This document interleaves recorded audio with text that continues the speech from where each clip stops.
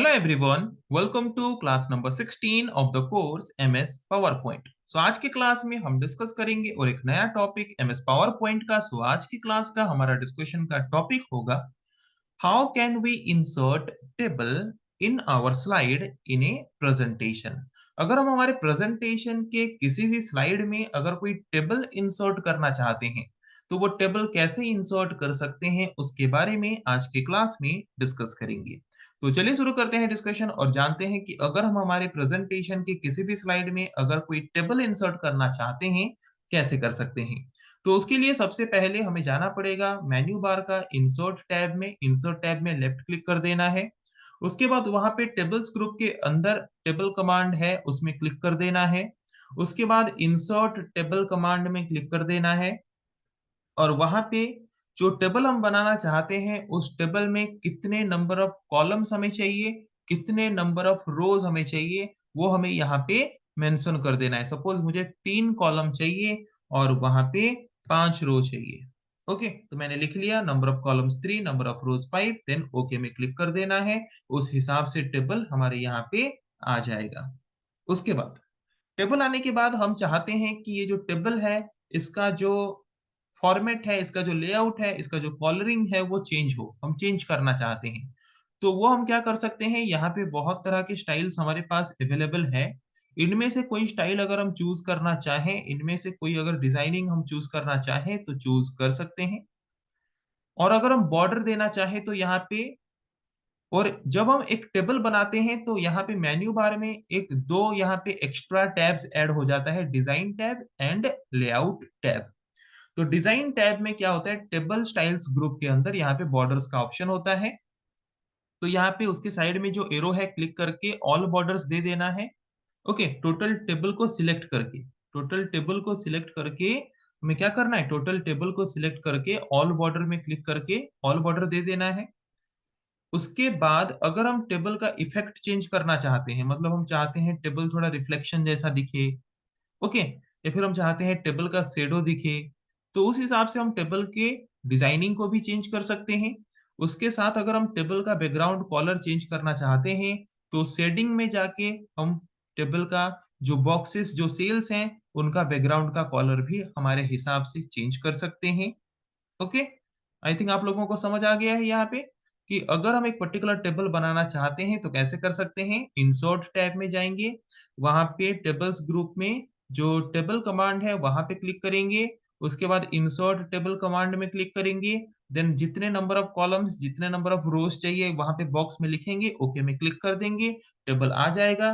Table आने के बाद उस टोटल टेबल को सिलेक्ट करेंगे। टोटल टेबल को सिलेक्ट करने के बाद वहां पे देखना मेन्यू बार में और दो टैब एक्स्ट्रा ऐड हो जाता है, design tab and layout tab. तो वो design tab and layout tab में जाके, डिजाइन टैब में जाके पहले टेबल का जो फॉर्मेट है, टेबल का जो कॉलर है वो हमारे हिसाब से चेंज कर सकते हैं। टेबल में बॉर्डर्स ऐड कर सकते हैं। ओके, उसके बाद टेबल का जो सेल है, जो बॉक्सेस हैं, उनका बैकग्राउंड कलर चेंज करना चाहते हैं वो भी चेंज कर सकते हैं। ये हो गया।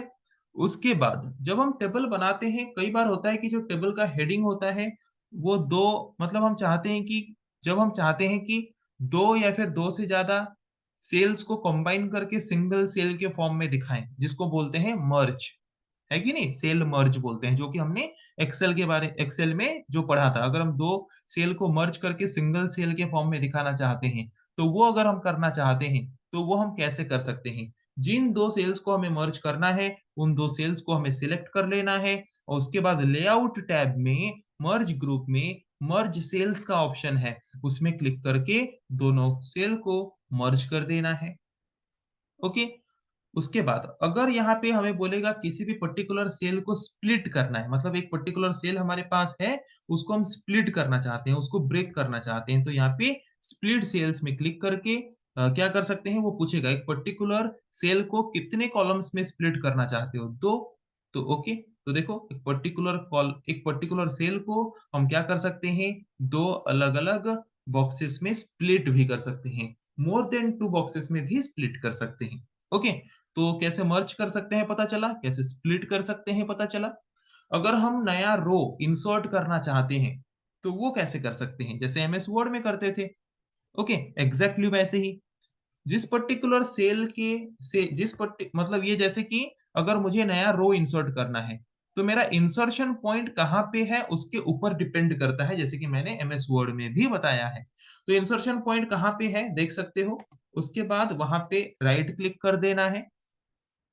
वहां पे राइट क्लिक करने के बाद वहां पे इंसर्ट का ऑप्शन यहाँ पे आ रहा है, देख सकते हो इंसर्ट का ऑप्शन है कि नहीं।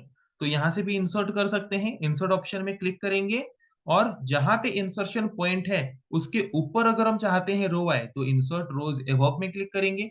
जैसे देखो आया कि नहीं। जहां पे इंसर्शन पॉइंट है उसके नीचे अगर हम चाहते हैं तो वहां पे इंसर्ट रो बिलो में क्लिक करेंगे तो नीचे आ जाएगा। अगर हम नया कॉलम इंसर्ट करना चाहते हैं तो जहां पे हमारा इंसर्शन पॉइंट है राइट क्लिक करेंगे। वहां पे राइट क्लिक करने के बाद यहाँ पे इंसर्ट का ऑप्शन आ रहा है कि नहीं। तो अगर हम इंसर्शन पॉइंट के लेफ्ट साइड में कॉलम चाहते हैं तो इंसर्ट कॉलम टू लेफ्ट में क्लिक करेंगे, राइट साइड में चाहते हैं तो इंसर्ट कॉलम टू राइट में क्लिक करेंगे। यही सेम चीज हम क्या कर सकते हैं, यहाँ पे लेआउट टेबल का सिलेक्ट करने के बाद जो लेआउट टैब आता है उस लेआउट टैब में रोज एंड कॉलम्स ग्रुप में जाके भी हम इंसर्ट कर सकते हैं row and column both. Okay, यहाँ पे डिफरेंट ऑप्शंस हमें गिवन है।